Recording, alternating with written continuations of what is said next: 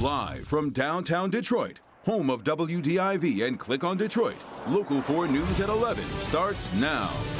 No one's taking blame, but their hell's coming. 6 years with no answers. Tonight, a local mother makes a new plea to help find her daughter's killer. And we begin with a mix of rain and snow moving into Metro Detroit. There you see it on the radar. A busy shopping weekend on tap, plus thousands headed to Ann Arbor tomorrow for the big Michigan-Ohio State game. So it's time to bring in Andrew. He is the man of the hour, so we can understand exactly what we are looking at kickoff time. Andrew. Karen and Jason, good evening to both of you. I appreciate it. Temperatures are right now around the freezing mark. For your late night plans, even early morning plans for your Saturday, it remains dry. But temperatures are close to freezing depending on where you are. 34, one of the higher degrees over at City Airport, 35 at Metro. Elsewhere, right at freezing. Howell, Pontiac at 32, same thing in Port Huron, while it's 35 over in Monroe. Cloudy skies but dry, not just here in Motown, but across the entire region here in southeast Michigan. A light wind out of the northeast at around 5 miles per hour. As you can see, that moisture that we were talking about just a few moments ago, it is still steadily moving in this direction. We still have dry air over us, so as it moves our way, it's going to bump into that drier air. So it remains dry, I think, through the overnight hours, even when you join us tomorrow morning starting at 6 a.m. But shortly afterward, we'll start to see some of that precipitation start to fall. So if you have early morning plans or late night plans, you'll see low temperatures around 30 or 31, and it still remains dry. Rain, snow, when does it actually occur for tomorrow? How long does it last, or does it change over to rain during Saturday? That and your Sunday forecast coming up. Macomb County mother has gone 6 years with no answers into who killed her daughter. 20-year-old Bobby Roberts was found dead in the middle of a Clinton Township road. She was hit by a car and the driver never stopped. Local 4's Nick Monticelli is live where the accident happened. And Nick, the family holding out hope her killer will eventually be caught. They certainly are. So for reference, the memorial they built here right behind me is just outside of the Armstrong Performing Arts Center here on Gratiot. They build this every single year because they don't know what else to do. It's November 29th. We all know what November 29th is. I want to thank everybody. They talk about Bobby Roberts as if she's still with them. In spirit, she always will be. She could be funny without even trying to be funny. This vigil on the east side of Gratiot near Hall Road is the exact spot Bobby Roberts was killed in a hit-and-run accident 6 years ago to the day. This small memorial is built once a year, but there's a permanent one in Bobby's mother's apartment. There are no words. All I can say is a piece of my heart went to heaven with her. And there is an empty space that nothing fills.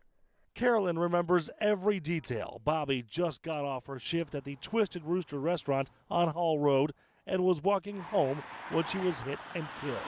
The driver has yet to come forward. What if they have families? One of them who did it. This could be your child.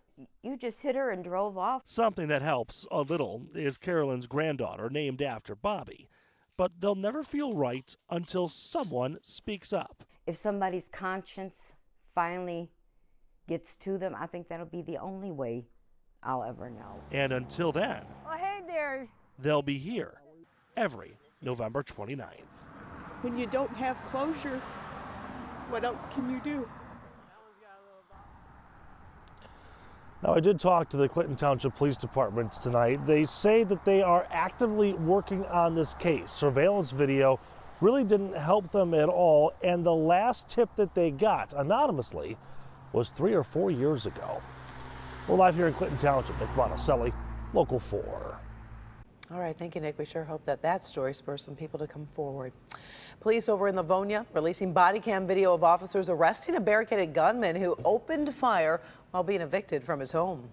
Come on back. Take the right hand. Back. Relax. A court officer was at the house of 43-year-old James Fernandez Tuesday morning when he fired shots, sending the officer and neighbors scrambling. I was across the street. We saw the eviction people running away and decided it'd probably be a good idea if we went into our house. Fernandez is facing multiple assault and firearms charges. He is due in court next week. The man who was shot and killed after stabbing several people on the London Bridge had previously been convicted of terrorism.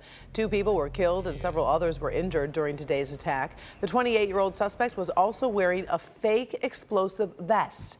Police say he had been convicted of terrorism offenses back in 2012 and was released from prison just last December. He was shot and killed by police after being tackled by bystanders. London's mayor says police are not looking for any other suspects. Meantime, in a separate attack, 3 people were stabbed in a busy shopping district in the Netherlands. All 3 victims were minors. Police say they were injured while shopping in the city of Hague. All 3 have since been released from the hospital.